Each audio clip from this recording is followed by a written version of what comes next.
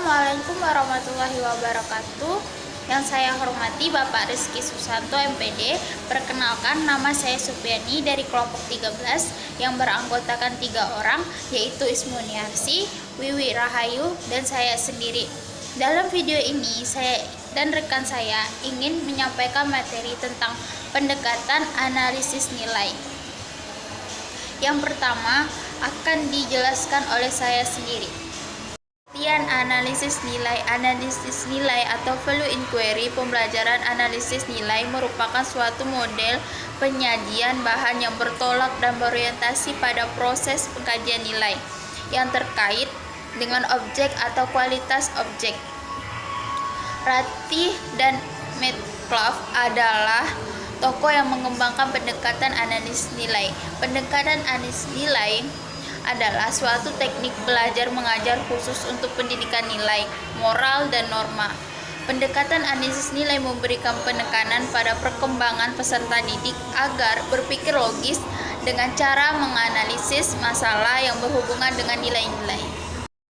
Menurut Roberta Sugiharti, pada tahun 2013, analisis nilai adalah istilah yang diberikan pada teknik untuk membantu peserta didik menerapkan pemikiran logis yang dilakukan dengan proses nilai.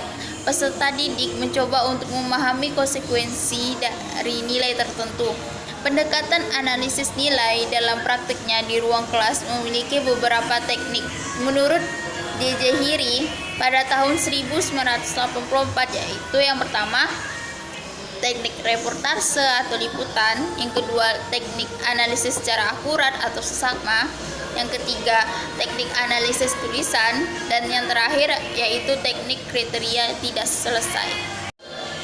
Adapun manfaat pendekatan analisis nilai yaitu yang pertama, mengarahkan dan melatih penalaran peserta didik dalam menentukan pilihan terhadap suatu nilai tertentu sehingga pilihannya benar-benar dilandasi keyakinan yang kokoh. Yang kedua yaitu menunjukkan dan menyadarkan kepada peserta didik akan adanya suatu nilai yang luhur. Dan terakhir yang ketiga yaitu melatih peserta didik agar dalam berperilaku selalu berpedoman kepada suatu nilai tertentu yang dianggap luhur dan lain-lain. Selanjutnya kita akan membahas tahapan-tahapan dalam pendekatan analisis nilai. Yang pertama, menginformasikan topik yang akan dibahas kepada peserta didik. Kemudian yang kedua, menginformasikan langkah-langkah kegiatan analisis nilai yang akan dilakukan oleh peserta didik dalam membahas topik. Kemudian yang ketiga, melalui curhat pendapat. Melalui curhat pendapat, mintalah peserta didik untuk mengemukakan contoh-contoh perbuatan yang mencerminkan sikap sehubungan dengan topik pembahasan. Kemudian yang keempat, secara individual. Secara individual, tugaskanlah agar peserta didik menganalisis kasus dengan menunjukkan berbagai nilai yang saling berkaitan. Kemudian secara kelompok. Secara kelompok, tugaskanlah agar peserta didik mendiskusikan nilai-nilai yang terkait dengan suatu kasus. Tahapan selanjutnya yaitu yang keenam, secara kelompok, bisa juga dengan menugaskan peserta didik untuk merumuskan atau melaporkan hasil laporan dengan menggunakan format seperti di samping ini.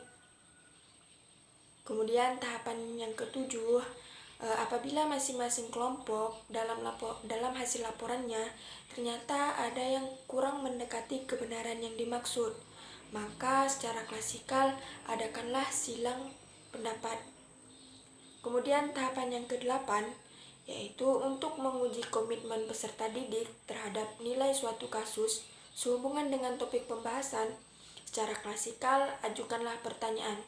Contohnya, dari 6 kategori ini, posisi nilai yang mana yang paling mudah diterima dan mengapa demikian?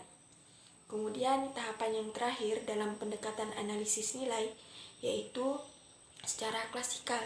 Nah, secara klasikal, tugaskanlah agar peserta didik mengemukakan contoh-contoh akibat tindakan seseorang yang bertentangan dengan nilai esensial. Baiklah, berikutnya yaitu contoh penerapan pendekatan analisis nilai. Contoh penerapannya ini dapat dilihat dari tabel aktivitas mahasiswa dalam perkuliahan yang menggunakan pendekatan analisis nilai. Yaitu yang pertama, tabel kepercayaan diri mahasiswa. Nah, yang di samping ini adalah tabel kepercayaan diri mahasiswa yang menggunakan pendekatan analisis nilai. Pertemuan pertama, hasil analisis nilai kepercayaan diri mahasiswa masih rendah atau belum tumbuh dengan baik. Pertemuan kedua, kepercayaan diri mahasiswa masih belum tumbuh dengan baik. Pada pertemuan ketiga, kepercayaan diri mahasiswa terus tumbuh dengan baik dari 13 mahasiswa yang aktif, dan semuanya mampu mengemukakan pendapatnya dengan tenang dan runtut. Selanjutnya, pada pertemuan keempat, kepercayaan diri mahasiswa terus tumbuh dengan baik dari 13 mahasiswa yang aktif, dan semuanya mampu mengemukakan pendapatnya dengan tenang dan runtut. Pada pertemuan kelima, kepercayaan diri mahasiswa terus tumbuh dengan baik dari 13 mahasiswa yang aktif, semuanya mampu mengemukakan pendapatnya dengan tenang dan runtut. Pada pertemuan keenam pun, kepercayaan diri mahasiswa terus tumbuh dengan baik dari 13 mahasiswa yang aktif, dan semuanya mampu mengemukakan pendapatnya dengan tenang dan runtut. Dan pada pertemuan ketujuh, kepercayaan diri mahasiswa terus tumbuh dengan baik dari 15 mahasiswa yang aktif, semuanya mampu mengemukakan pendapatnya dengan tenang dan runtut. Pada pertemuan ke-8, kepercayaan diri mahasiswa terus tumbuh dengan baik dari 20 mahasiswa aktif, semuanya mampu mengemukakan pendapatnya dengan tenang dan runtut. Nah, dari tabel di atas dapat disimpulkan bahwa dari pertemuan ke-1 dan pertemuan kedua belum tumbuh. Hal ini dikarenakan pola dan sistem belajar mahasiswa masih dipengaruhi oleh cara belajar ketika mereka duduk di bangku SMA. Nah, pada pertemuan ketiga sampai ke-8 baru muncul kepercayaan diri dalam mengungkapkan gagasan atau pendapat. Berikutnya tabel kedua, yaitu pemahaman konsep yang menggunakan pendekatan analisis nilai. Pada pertemuan pertama, hasil analisis ini belum terlihat, dan pada pertemuan kedua, ketiga, keempat, kelima, keenam, ketujuh, hasil analisis ini pemahaman terhadap konsep materi perkuliahan semakin baik. Dari 30 mahasiswa, terdapat 20 mahasiswa yang pemahamannya materinya tinggi. Dan pada pertemuan ke-8, pemahaman terhadap konsep materi perkuliahan ini semakin baik.